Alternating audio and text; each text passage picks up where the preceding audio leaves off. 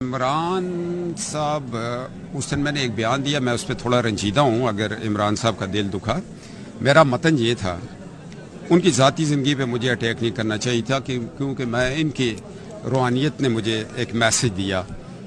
ہر ایک کی زندگی میں کمی پیشی ہوتی ہے، ہمارے اندر بھی ہیں، کوئی تنظیم سازی میں پھنس گئے، کوئی ننگے پکڑے گئے، کوئی ننگے ہوتے ہوتے پکڑے گئے، تو اس کا ذاتی معاملہ، اگر ہم اس کے ذاتی معاملے پہ اٹیک کریں گے تو پھر اپنوں کو کہاں لے کے جائیں گے؟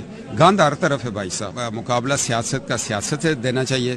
اگر وہ بندہ اس پہ انگلی اٹھا سکتا ہے جس کا اپنا کردار جو ہے وہ اتنا صاف ہو، وہ اس کو کہے کہ ہم کس منہ سے کہیں، ہم نہیں تو پھر جب میں بات کرتا ہوں تو مجھے لوگ پیغام دیتے ہیں بھائی جی وہ اس کے بارے میں کی خیال ہے، پھر آنکھیں شرم سے جھک جاتی ہیں۔ میں کہ یار وہ ذرا تنظیم سازی اوپر سے ہو گئی تھی۔ اچھا بھائی میں آپ کو ایک بات بتائیے، آپ مجھے پکڑ لیں۔ یہ بتائیں حمزہ شہباز کیوں ناراض ہے؟ جی حمزہ میرا چھوٹا بھائی ہے، وہ ناراض نہیں، وہ مجھ سے نہیں ناراض، وہ کسی سے ناراض نہیں، لیکن وہ غائب ہیں۔ یار ذرا اتنے جیلیں کاٹی، یہ میرے اوپر تو پابندی نہیں، میں بھی دل کرتا تھا جاؤں گھوموں پھروں۔ تو باقیوں نے بھی کاٹی ہے، وہ پنجاب میں اپوزیشن لیڈر تھے اور غائب تھے اعتماد کے ووٹ میں۔ آ جائیں گے یار، آ جائیں گے، ہاں ابھی بھی ویسے نہیں آ رہے، راضی کر لیں گے؟ چلے میں ان کو کہوں گا آ جائیں گے، آپ کے کہنے پہ آ جائیں گے؟ میں بڑا بھائی ہوں۔ آپ خود کو پارٹی میں کس جگہ پہ دیکھتے ہیں؟ بھائی صاحب میں کسی جگہ پہ نہیں دیکھتا اپنے آپ کو، نہ میں کبھی زندگی میں خواہش کی ہے۔ اگر میں اپنی خواہشوں کا غلام ہوتا تو آپ آج چیف سیکرٹری کم از کم خیبر پختونخوا ہوتا، مجھ سے جونیئر ہیں۔ فوج میں ہوتا تو کم از کم میں میرے ساتھ کے کور کمانڈر ہیں، میجر جنرل ہیں، بریگیڈیئر ہیں۔ منحرف ہو کے آپ کے پاس آئے پی ٹی آئی سے، جی کچھ ہیں، میں نے راجہ ریاض اس طرح کے، ان کے بارے میں کیا کہتے ہیں؟ وفاداری تبدیل کرنی چاہیے؟ نہیں کرنی چاہیے۔ جس کے ساتھ کھڑے ہو، گرم پانی ہے، ٹھنڈا پانی ہے، جیل ہے، اڈیالہ ہے، نیب ہے، کھڑے ہو جاؤ۔ پھر یہ کیا بات ہوئی کہ جیتو تم عمران کے ٹکٹ پہ اور تمہیں اقتدار نظر آئے، تم ادھر آ جاؤ۔ میں اس نظریے کے اس وقت بھی خلاف تھا اور آج بھی میں خلاف۔ میں تنخواہ آپ کے چینل سے لوں، کام دوسروں کے لیے کروں، ایسے تو نہیں ہونا چاہیے۔ وہ کہاں گیا ووٹ کو عزت دو کا پیار؟ یہ سوال آپ مجھ سے کیوں پوچھ رہے ہیں؟ ووٹ کو عزت دو کس سے پوچھنا؟ نہیں، اس لیے کہ میں نے بورڈوں پہ لکھ کے لوگوں کو یاد کرایا تھا۔ یہ بیانیہ بڑا سٹرونگ تھا، مگر ہم نے ووٹ کو اس دن بے عزت کر دیا جس دن ہم نے اپنا ووٹ باجوہ کو ایکسٹینشن کے لیے دے دیا۔ اب یہ نظریہ نہیں چلے گا ووٹ کو عزت ہو، ہم نے دفنا دیا اس نعرے کو، افسوس سے کہتا ہوں۔ تو اب کیا چلے گا؟ اب یہی ہوگا، آٹا سستا کریں گے، بجلی سستی دیں گے۔ یہ ہم ابھی قوم تو نہیں ہے ابھی بھائی جان۔ اور اس میں ذمہ دار کون ہے؟ شہباز شریف ہیں بھائی جان، اس میں ہر وہ مسلم لیگ کا بندہ مائنس پرویز رشید جس نے ووٹ نہیں دیا، جس نے بھی ووٹ دیا وہ مجرم ہے ووٹ کو عزت دو کے نعرے کا۔ یہ کوئی بات ہے یار؟ آپ لیڈر کے سامنے کھڑے ہی نہ ہو کہ نہیں سر یہ گل نہیں کرنی اسی، تسی تے سارے لالچی ہو، ٹکٹ مل جائے، چاپلوسیاں کر لیے، گوڑیاں نو ہاتھ لا لیے، اسی ایم این اے بن جائیے اپنے پنڈ دے، تو کی فائدہ اس ایم این اے بنن دا یار؟ جب تو آپ نظریات کیا تحفظ نہیں کر سکتے تھے؟ قائد اعظم کے آگے لوگ نہیں کھڑے ہوتے تھے؟ سیدنا عمر فاروق رضی اللہ تعالیٰ عنہ سے نہیں پوچھ لیا تھا سلوار قمیض کیسے بنی ہے؟ اچھا تو یہ میاں صاحب کو کہنا چاہیے تھا کہ ووٹ ایکسٹینشن کو ووٹ دے، ان کو بھی تو نہیں کہنا؟ میں داتا زور بیٹھا ہوں، نہیں کہنا چاہیے تھا۔ وہی شخص ہے جس نے ان کو للکارا تھا، ان کو ورگلایا گیا ہے، ان پہ جھوٹ بولتے ہیں، ان کے ساتھ فراڈ کرتے ہیں میاں نواز شریف کے ساتھ۔ قسم خدا کی اس پاکستان کو اگر نواز والے وہی ہیں جو ادھر سے جاتے تھے، جی میں ان کے نام لیتا ہوں، اور میں نام لیتا ہوں، ورگلانے والی وہی ٹیم ہے جو جا کے گھوڑے پڑ دی، میاں صاحب اس طرح کر لیے تھے، ہو جائے گا وہ اور دستے نہیں تھے آگے کہنے۔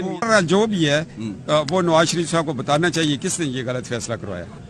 28 نومبر کے بعد حکومت ملی، پہلے آپ کے پاس حکومت نہیں تھی، یہ بات یہ پہلے بھی تو حکومت تو تھی، تو پھر آپ نے ایسی حکومت کیوں لی؟ وہ باجوہ کے نیچے دبی ہوئی حکومت ہے، تو پھر ایسی حکومت کی کیا ضرورت تھی جو دبی؟ یہ ایک ذمہ داری تھی، اگر نہ لیتے تو ملک سری لنکا بن رہا تھا، تباہی ہو رہی تھی۔ پھر ہمیں یہ تو نہیں کہنا چاہیے کہ 28 نومبر کے بعد ملی۔ جی یہ سیاستدانوں کا پتہ ٹھیک کھیلا انہوں نے کہ آگے چل پڑے اور کام کو ٹھیک کر لیا۔ الیکشن ہو جائیں گے ٹائم پہ یہ 2 صوبوں میں؟ نہیں ہونے چاہیے، ہمارے صوبے کے حالات ہی ہیں. آپ الیکشن کروائیں گے, اربوں روپیہ جو ہے الیکشن پہ لگے گا. تو پہلے بھی لگتا ہے. تو پھر آج حالات دیکھ لیں نا, ڈالر پھر 300 کو جاتا ہے نا. بات تو یہ ہے. تو پھر اکتوبر میں بھی الیکشن نہیں ہوں گے. میں تو کہتا ہوں آپ اکٹھے 2025 میں کروائیں, اکانومی کو سیدھا کریں. مفتاح اسماعیل کو آپ نے ناراض کر دیا, وہ بھی تو کام کر رہے تھے. مفتاح میرا بھائی ہے, میں اس کے بارے میں کچھ نہیں کہوں گا. میں نے ناراض نہیں کیا. میں تو مفتاح نے کہا کہ صفدر 58 کا ہو گیا ہے, تو میں نے کہا تمہیں کس نے بتایا؟ تو میں نے کہا میں نے ریزائن ہی کر دیا. میں کہا ایک بھائی کا دل نہ دکھے, تو میں نے یوتھ کو چھوڑ دیا. شاہد خاقان عباسی وہ بہت عظیم انسان ہے, شاہد خاقان عباسی. اس نے 12 اکتوبر کے بعد جس جوان مردی سے مشرف کا مقابلہ کیا, اٹک قلعے میں رہا, جو شاہد خاقان عباسی بھائی ہے ہمارا بڑا, اس کی ذات سے عہدے بہت نیچے رہ گئے.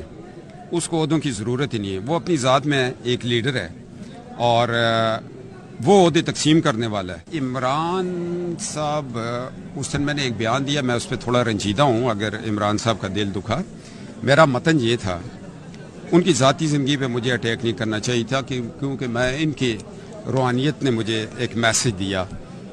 ہر ایک کی زندگی میں کمی پیشی ہوتی ہے, ہمارے اندر بھی ہیں. کوئی تنظیم سازیوں میں پھنس گئے, کوئی ننگے پکڑے گئے, کوئی ننگے ہوتے ہوتے پکڑے گئے. تو اس کا ذاتی معاملہ, اگر ہم اس کے ذاتی معاملے پہ اٹیک کریں گے تو پھر اپنوں کو کہاں لے کے جائیں گے؟ گاندھ ہر طرف ہے بھائی صاحب. مقابلہ سیاست کا سیاست سے دینا چاہیے. اگر وہ بندہ اس پہ انگلی اٹھا سکتا ہے جس کا اپنا کردار جو ہے وہ اتنا صاف ہو, وہ اس کو کہے کہ ہم کس منہ سے کہیں, ہم نہیں. تو پھر جب میں بات کرتا ہوں تو مجھے لوگ پیغام دیتے ہیں, بھائی جی وہ اس کے بارے میں کی خیال ہے؟ پھر آنکھیں شرم سے جھک جاتی ہیں. میں کہ یار وہ ذرا تنظیم سازی اوپر سے ہو گئی تھی. اچھا یہ اچھا بھائی, میں آپ کو ایک بات بتائیے, آپ مجھے پکڑ لیں. یہ بتائیں, حمزہ شہباز کیوں ناراض ہے؟ جی, حمزہ میرا چھوٹا بھائی ہے. تو آپ نے وہ ناراض نہیں, وہ مجھ سے نہیں ناراض, وہ کسی سے ناراض نہیں. لیکن وہ غائب ہیں. یار ذرا اتنے جیلیں کاٹی, یہ میرے اوپر تو پابندی نہیں. میں بھی دل کرتا تھا جاؤں, گھوموں پھروں. تو باقیوں نے بھی کاٹی ہے. وہ پنجاب میں اپوزیشن لیڈر تھے اور غائب تھے اعتماد کے ووٹ میں. آ جائیں گے یار, آ جائیں گے. ہاں, ابھی بھی ویسے نہیں آ رہے. راضی کر لیں گے. چلے میں ان کو کہوں گا آ جائیں گے. آپ کے کہنے پہ آ جائیں گے. میں بڑا بھائی ہوں.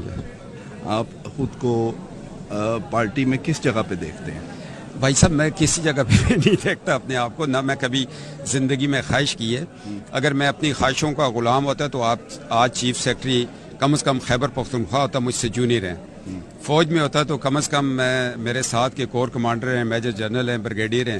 مریم صاحب, آپ چیف آرگنائزر ہیں. جی, آپ دیکھ رہے ہیں کہ وہ ملک کی وزیر اعظم بن جائیں گی ایک دن؟ مجھے تو مستقبل قریب میں نظر نہیں آتی, کیونکہ حالات اس طرح. 2025 میں الیکشن ہوگا, اور الیکشن کے بعد اگلے 5 سال شہباز شریف صاحب کو اگر ملے تو ملک آگے. نون لیگ کے سینئر رہنما کیپٹن ریٹائر صفدر کا AIY نیوز کو خصوصی انٹرویو آپ نے ملاحظہ کیا, تو اس پر سوال اٹھتا ہے کہ کیا مریم نواز کے گھر سے بغاوت کی آواز اٹھنے لگی ہے؟ کیپٹن صفدر یہ کہتے ہیں کہ مریم نواز ان کو وزیر اعظم بنتی ابھی نظر نہیں آ رہی ہے. ساتھ ہی انہوں نے کہا کہ سیشن کا ووٹ دینا نواز شریف کی بڑی غلطی تھی. نعیم اشرف بٹ ہمارے ساتھ موجود ہیں, ان سے بات کر لیتے ہیں. نعیم, آپ کو انہوں نے انٹرویو دیا, بڑا تہلکہ خیز یہ انٹرویو ہے, مزید کیا آپ کی بات چیت ہوئی؟ جی بالکل, بڑا یہاں انٹرویو, اور آپ دیکھ لیں کہ اس سے بڑھ کے کیا ہونا ہے کہ ان کے شریف فیملی کے گھر کا اہم فرد مریم نواز کے شوہر اور مسلم لیگ نون کے رہنما, جو کافی سال مسلم لیگ نون یوتھ کے وہ پورے پاکستان کے صدر بھی رہے ہیں اور بڑے ایکٹیو ہیں.